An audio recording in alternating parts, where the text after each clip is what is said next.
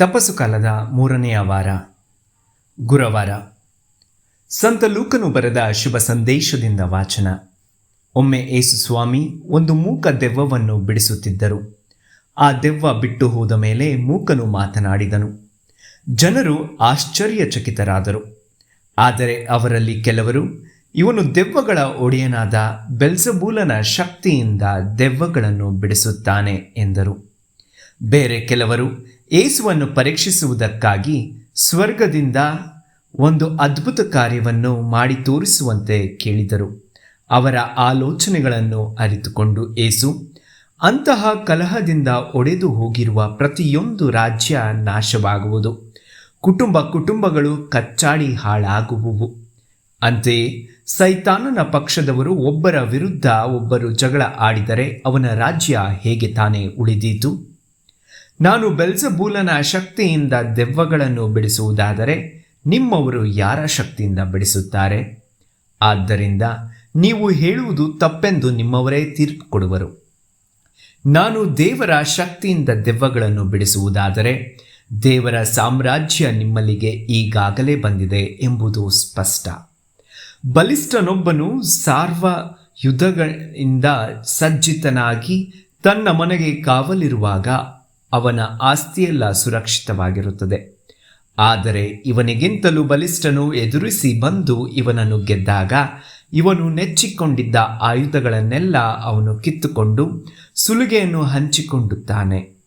ನನ್ನ ಪರವಾಗಿ ಇರದವನು ನನಗೆ ವಿರೋಧಿಯೇ ಸರಿ, ನನ್ನೊಡನೆ ಶೇಖರಿಸಿದವನು ಚದುರಿಸುತ್ತಾನೆ ಎಂದರು. ಪ್ರಭು ಕ್ರಿಸ್ತರ ಶುಭ ಸಂದೇಶವಿದು. ಕ್ರಿಸ್ತರೇ ನಿಮಗೆ ಸ್ತುತಿ ಸಲ್ಲಲಿ.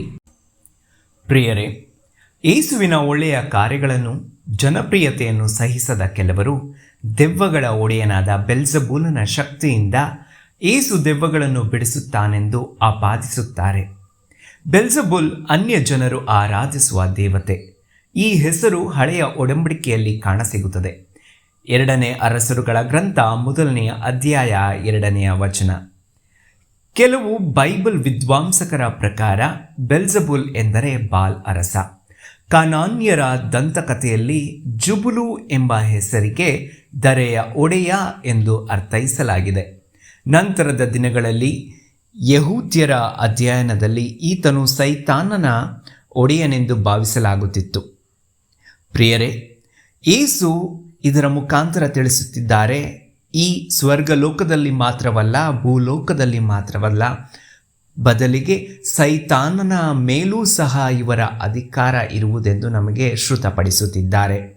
ಪ್ರತಿಯೊಂದು ಜೀವಚರಗಳನ್ನು ಸೃಷ್ಟಿಸಿದ ಈ ಕ್ರಿಸ್ತ ಎಲ್ಲದರ ಮೇಲೆ ಒಡೆತನವನ್ನು ಹೊಂದಿದ್ದಾರೆ. ಇನ್ನು ನೀವು ನಾನು ಯಾವ ಲೆಕ್ಕ? ನಮ್ಮ ಮೇಲೂ ಕ್ರಿಸ್ತನ ಪ್ರಭಾವ, ಅವರ ಪ್ರಸಾದ ಎಂದಿಗೂ ಇದ್ದೇ ಇರುತ್ತದೆ. ಯೇಸುವನ್ನು ಕೆಲವರು ದೂಷಿಸಿದರು, ನಿಂದಿಸಿದರು. ಅವರ ಒಳ್ಳೆಯ ಕಾರ್ಯಗಳನ್ನು ಅವರು ಮುಂದುವರಿಸದೆ ನಿಲ್ಲಿಸಲಿಲ್ಲ. ಬದಲಿಗೆ ಯಾರೇ ಏನೇ ಎಂದರೂ ಅವರ ಒಳ್ಳೆಯ ಕಾರ್ಯಗಳನ್ನು ಮುಂದುವರಿಸಿದರು. ದೇವರ ಸಾಮ್ರಾಜ್ಯವನ್ನು ಈ ಭುವಿಯಲ್ಲಿ ಶ್ರುತಪಡಿಸಲು ಸಿದ್ಧರಾದರು. ಆದರೆ ನಾವು ಯಾರಾದರೂ ಏನಾದರೂ ಹೇಳಿದ ತಕ್ಷಣ ನಾವು ಮಾಡುತ್ತಿರುವ ಒಳ್ಳೆಯ ಕೆಲಸ ಕಾರ್ಯಗಳನ್ನು ಅಲ್ಲಿಯೇ ನಿಲ್ಲಿಸಿ ನಮ್ಮ ಜೀವನದಲ್ಲಿ ಜಿಗುಪ್ಸೆಗೆ ಒಳಗಾಗುತ್ತೇವೆ. ಇಲ್ಲಿ ನಾವು ಕ್ರಿಸ್ತರನ್ನೇ ಪ್ರೇರಣೆಯಾಗಿ ತೆಗೆದುಕೊಂಡು ಯಾರೇ ಏನೇ ಎಂದರೂ ಕ್ರಿಸ್ತನ ಒಳ್ಳೆಯ ಕಾರ್ಯಗಳನ್ನು ನಾವು ಮಾಡುತ್ತಾ ಮುಂದುವರಿಯಬೇಕಾಗಿದೆ. ಯೇಸುವಿನಂತೆ ನಾವು ಕೂಡ ಒಳ್ಳೆಯ ಕಾರ್ಯಗಳಲ್ಲಿ ನಿರತರಾಗೋಣ. ಆಮೆನ್.